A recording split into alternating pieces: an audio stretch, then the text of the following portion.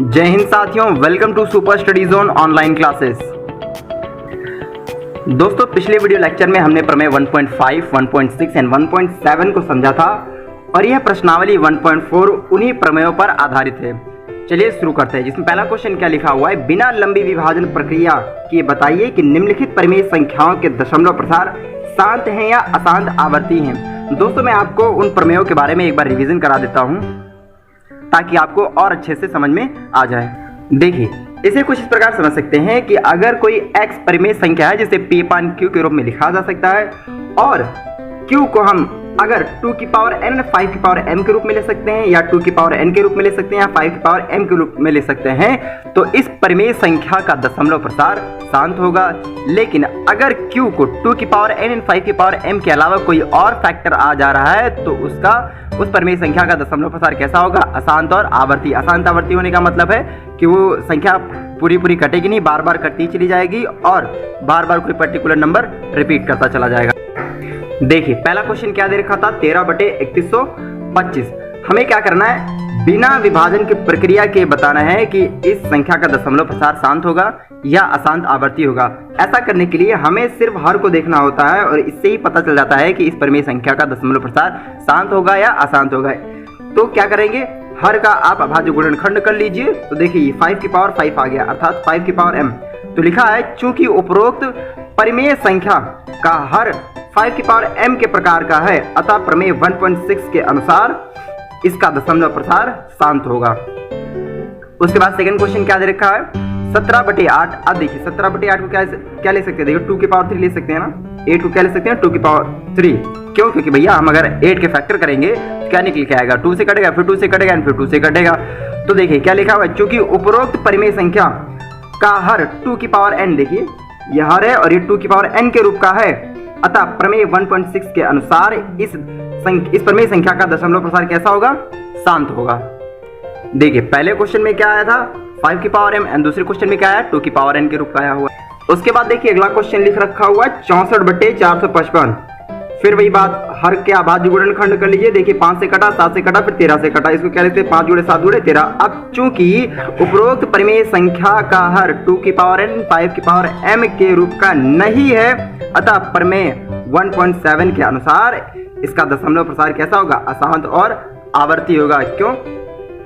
क्योंकि हमने क्या बताया था, अगर इनके अलावा अगर ऐसा कुछ दिख जाता है तो उस परिमेय संख्या का दशमलव प्रसार कैसा होगा? अशांत और आवर्ती होगा। उसके बाद देखिए अगला क्वेश्चन क्या लिखा हुआ है 15/1600।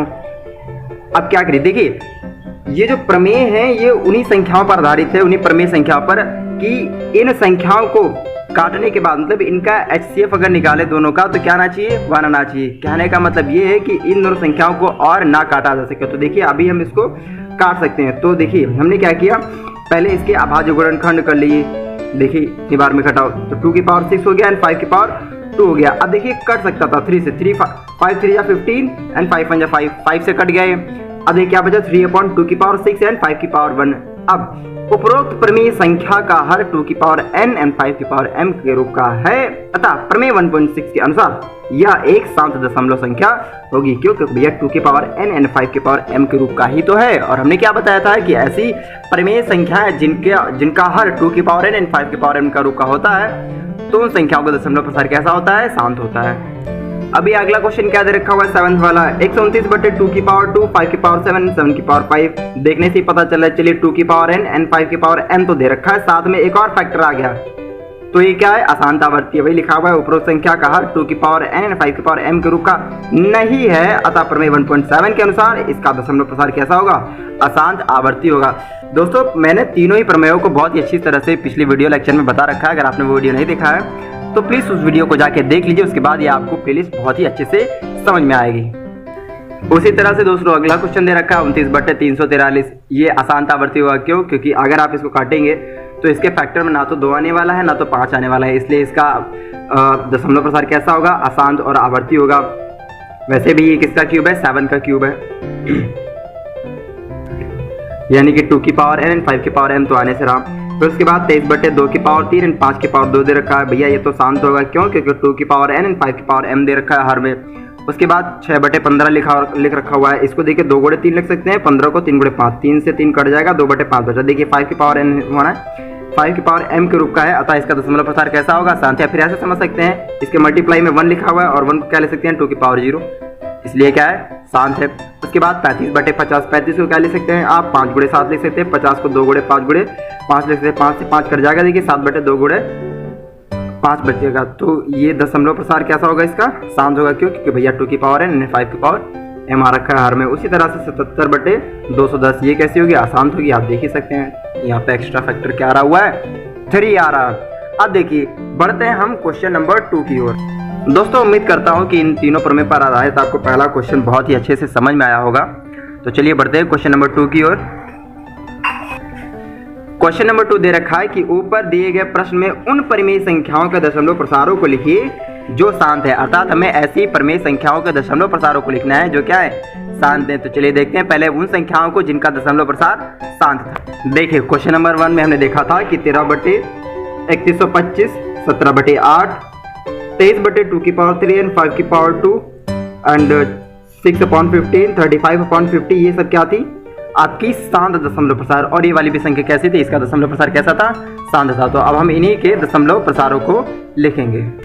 देखिए पहला क्वेश्चन क्या दे रखा था, 13/3125, इसका दशमलव प्रसार कैसा आया था, शांत आया था। तो अब हमें दशमलव प्रसार को लिखना भी है। तो देखिए 13 हमने इसके फैक्टर किए थे, सॉल्व किया था, तो क्या था 5 की पावर 5 आया था। अब एक चीज देखिए, हमें यहाँ पर कैसा कोफिशिएंट 2 ऐसा मल्टीप्लाई करना है कि इसकी पावर क्या हो, सेम हो। तो देखिए यहाँ पे 2 की कमी हो रही थी, 5 की पावर m तो था लेकिन 2 की पावर n नहीं है। तो हम क्या करेंगे, 2 की पावर 5 से नीचे भी मल्टीप्लाई कर देंगे, 2 की पावर 5 से ऊपर भी मल्टीप्लाई कर देंगे। ऐसा इसलिए किया, ये आपको इस स्टेप में समझ जाएगा। देखिए हमने 5 तो पावर कॉमन थी, इसको बाहर ले लिया और ये क्या हो जाएगा, मल्टीप्लाई हो जाएगा। तो 5 तुझे कितना हो गया 10, ये तो भैया मल्टीप्लाई करेंगे 416 आ जाएगा और ये पावर में कितना चला जाएगा 5। इसको ये लिख सकते हैं 10 की पावर 5 को, और देखिए आप इसको काटेंगे तो कितना आएगा 0.00416। अब आप समझ रहे ये कहाँ से आया, ये हमने 2 की पावर 5 इसीलिए लिया ताकि इन दोनों का मल्टीपल कितना हो जाए 10 हो जाए। और ये मल्टीपल तभी पॉसिबल है जब इन दोनों की घातें कितनी होंगी, समान होंगी। अगर ये 5 है तो ये भी 5 होनी चाहिए, यहाँ पर 3 है तो यहाँ पे 3 होनी चाहिए। देखिए उसी तरह से अगला क्वेश्चन है 17/8, 17/8 को हमने क्या देखा, 17/2 की पावर 3। अब एक चीज देख सकते हैं यहाँ पर 2 की पावर 3 है लेकिन 5 की पावर वाला नहीं है, यानी कि 2 की पावर n है, 5 की पावर m नहीं। तो 5 की पावर m लाने के लिए क्या करेंगे, 5 की पावर 3 का नीचे भी मल्टीप्लाई करेंगे, 5 की पावर 3 का ऊपर भी मल्टीप्लाई करेंगे। क्यों किया, 3 का ही मल्टीप्लाई क्यों किया 5 की पावर वाला, तो भैया इसका मल्टीपल 10 हो जाएगा। अब हमें पावर भी तो सेम चाहिए, इसलिए हमने पावर को क्या ले लिया, 3 ले लिया, ऊपर नीचे मल्टीप्लाई कर। देखिए इनको ये लिख सकते हैं, तो फिर इसका मल्टीप्लाई करेंगे 2125 आएगा, इसको आप ये लिख सकते हैं। फिर अगर आप इसकी पावर को ओपन करेंगे तो 2125/1000 आएगा, इसको सॉल्व करेंगे तो आपका 2.125 आ जाएगा। उसी तरह से हमने क्वेश्चन नंबर 4 को भी सॉल्व किया है, इसको आप क्या लिख सकते थे 3/2 की पावर 6 इंटू 5 की पावर 1 आया था। अब भैया देखिए यहाँ पर 2 की पावर 6 है, 5 की पावर 1 है, 5 कितना कम है, 5 की पावर 5 कम है। तो देखिए हमने 5 की पावर 5 का यहाँ भी मल्टीप्लाई कर दिया, 5 की पावर 5 का ऊपर भी मल्टीप्लाई कर दिया, मतलब अंश में भी किया और हर में भी किया। देखिए अब इनको सॉल्व करेंगे और इनको सॉल्व करेंगे तो देखिए उसी क्रम में आपका आंसर कितना आ जाएगा 0.00937 चलिए आगे बढ़ते हैं। देखिए अगली आपकी शांत संख्या क्या थी 23/2 की पावर 3 एंड 5 की पावर 2। देखिए यहाँ पे 2 की पावर 3 है, 5 की पावर 2 है, 5 की पावर कितनी कम है, अभी 1 कम है। तो हम क्या करेंगे 5 से नीचे भी मल्टीप्लाई कर देंगे, 5 से ऊपर भी मल्टीप्लाई कर देंगे, इनको मल्टीप्लाई कर लेंगे 115 आ जाएगा और भैया घातें जुड़ जाएंगी तो 5 की पावर 3 हो जाएगा। अब देखिए इन दोनों का मल्टीप्लाई करेंगे 10 हो जाएगा, पावर तो ऊपर 3 चढ़ी रहेगी, इसको सॉल्व करेंगे तो 0.115 आ जाएगा। सिमिलरली आप इस वाले टर्म को यानी कि इस वाले रेशनल नंबर को सॉल्व करेंगे तो आपका 0.4 आ जाएगा। उसी क्रम में लास्ट वाली संख्या कितनी बची थी 35/50। अगला क्वेश्चन क्या है, क्वेश्चन नंबर 3, कुछ वास्तविक संख्याओं के दशमलव प्रसार नीचे दिए गए हैं। प्रत्येक स्थिति के लिए निर्धारित कीजिए कि यह संख्या परिमेय संख्या है या नहीं। यदि यह परिमेय संख्या है और P/Q के रूप की है तो Q के अभाज्य गुणनखंडों के बारे में आप क्या कह सकते हैं। अर्थात हमें पता करना है कि यह एक परिमेय संख्या है या नहीं है, और उसके बाद में अगर यह परिमेय संख्या होती है तो हमें बताना है कि इसके हर यानी कि Q के बारे में हम क्या कह सकते हैं। तो चलिए देखते हैं इसको हम कैसे सॉल्व कर सकते हैं। देखिए पहला क्वेश्चन क्या दे रखा था 43.123456789। अब देखिए इसको हम पहले फ्रैक्शन में चेंज कर लेंगे पॉइंट के नीचे 1 लगाइए और उसके बाद जितने भी नंबर दे रखे हैं उतने आप 0 लगा लीजिए। अब देखिए इसको क्या लिख सकते हैं, ये तो वैसे ही रह जाएगा 4 3 1 2 3 4 5 6 7 8 9।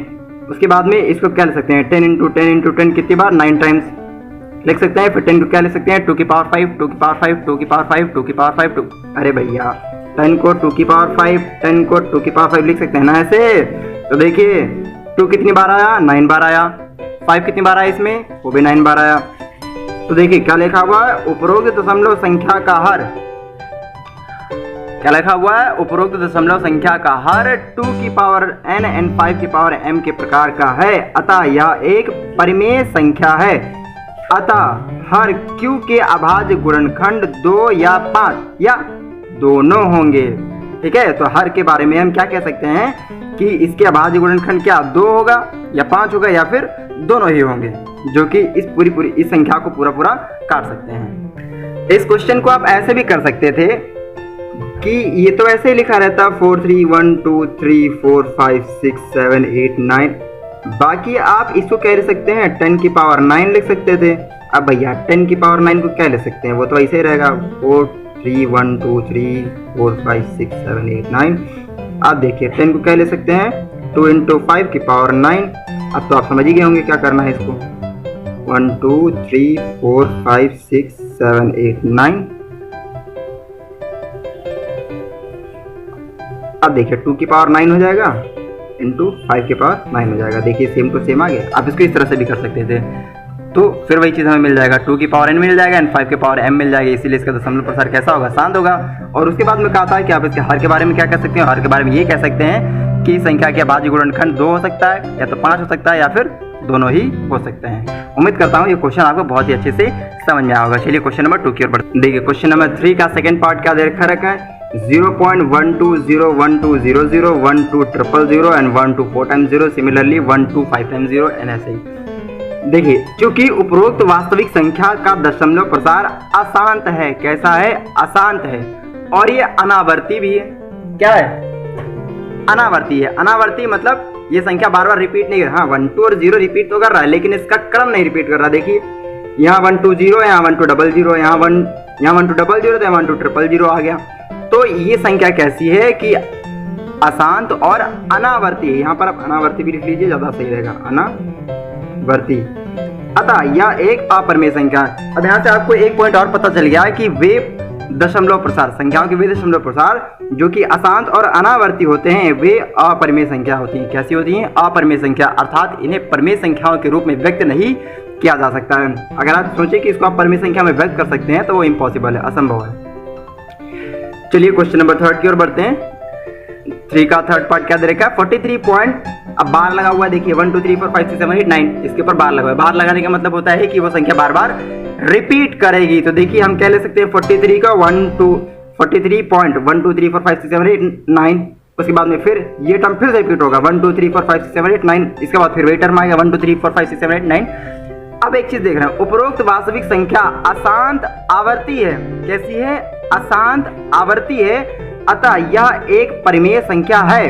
कैसी है परिमेय संख्या। क्यों भैया अशांत अनावर्ती होती तब तो यह अपरिमेय होती, लेकिन यह अशांत और आवर्ती है इसीलिए क्या होगी परिमेय संख्या। देखिए मैंने आपको प्रमेय में समझा, अशांत और आवर्ती संख्या क्या होती है परिमेय संख्या ही तो होती है। हाँ अब इसके हर के बारे में क्या कह सकते हैं, तो भैया क्यू के बारे में क्या कह सकते हैं, यहाँ क्यू का अभाज्य गुणनखंड 2 व 5 के साथ साथ या फिर के अलावा भी कह सकते हैं। 2 और 5 तो होगा ही होगा, साथ में एक अन्य गुणांक भी होगा, लेकिन हमें पता नहीं वो कौन सा गुणांक होगा। कोई भी गुणांक हो सकता है जो कि एक नेचुरल यानी कि प्राकृतिक संख्या होगी। वो 1 2 3 4 5 6 7 8 9 कुछ भी हो सकती है। हो सकता है 5 हो भी ना भी हो, 2 हो सकता है हो भी और ना भी हो, लेकिन इन दोनों संख्याओं के अलावा भी कोई एक संख्या होगी। तो उम्मीद करता हूं दोस्तों आपको ये तीनों ही क्वेश्चन बहुत ही सरलता से समझ में आए होंगे। अगर ऐसा है तो प्लीज़ वीडियो को लाइक कीजिए, ज़्यादा से ज़्यादा अपने दोस्तों के साथ शेयर कीजिए, और अगर आप इस चैनल पर नए हैं तो प्लीज़ चैनल को सब्सक्राइब कीजिए। Thank you so much for watching this video.